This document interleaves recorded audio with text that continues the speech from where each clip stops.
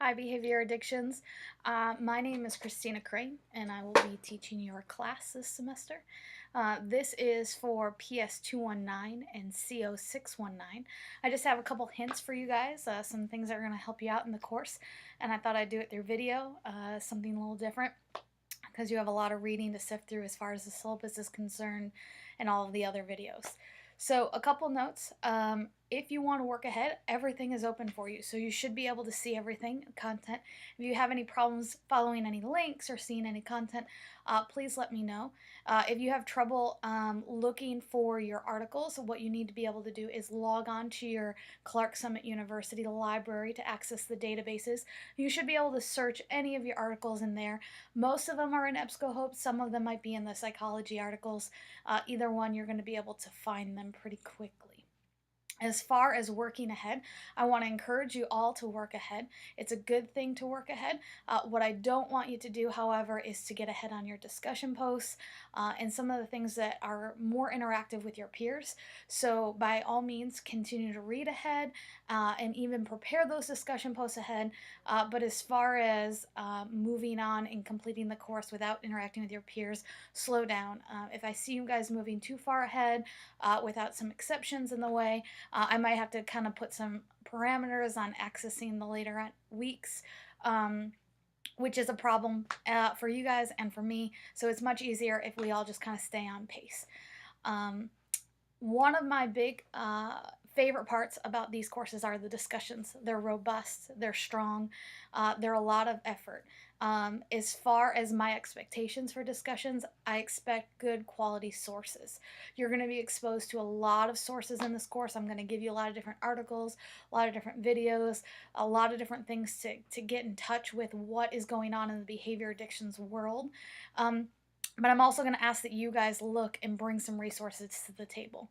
I expect every discussion post to have a source on it. So whether that's your course material, something that I've given you, your course textbook, the Bible, every course or every post should have some sort of source. During the course of the week, I expect you to have at least two, maybe three or more outside sources. So these are sources that I did not provide for you, that the course did not provide for you, but that you sought and found on your own and brought to the table. So each post should have your content. If you share your personal opinion or personal experience, I'm looking for you to back it up with some research. I'm looking for you to back it up with some data. I'm looking for you to back it up with materials that are going to support your view or your opinion.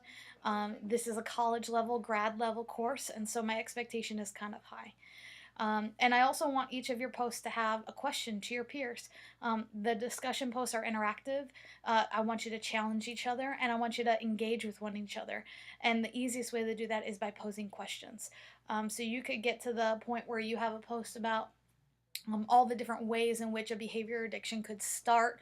And you might be saying, well, what are the most common ones that lead to self harming?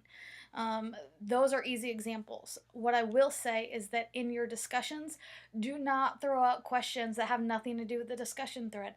The discussion thread has a question, and that is the topic in the series I want you to stay focused in. There is a world of questions that you could ask, but I want you to stay focused on that discussion thread.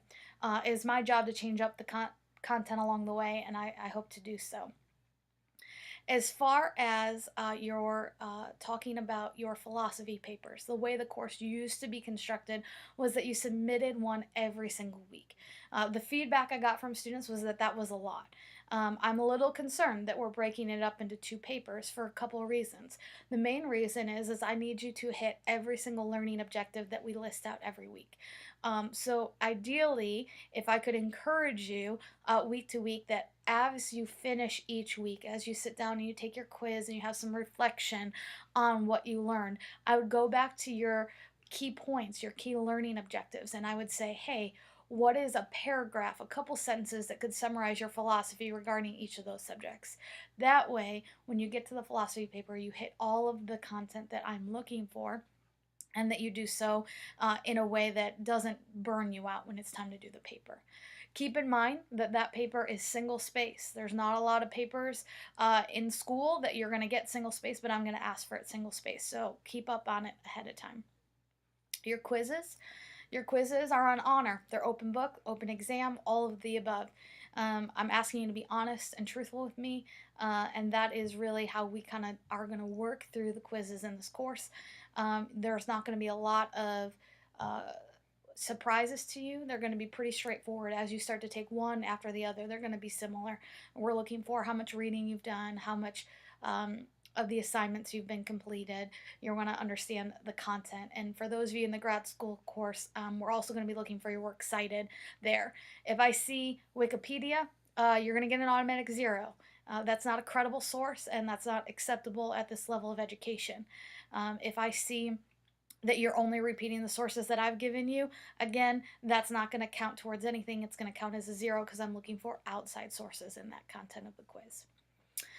For the grad school students, I also want to note that your video is a role play. I don't want to see clients. I don't want to see your personal clients without a release of information. And quite frankly, there's no way to secure their privacy on the Schoology portal, or however you decide to post it, whether that's Vimeo or YouTube or whatever video source you decide to use. So I really want to see a role play.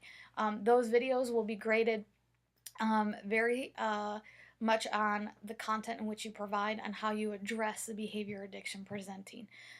If you have any questions throughout this whole course, please feel free to contact me.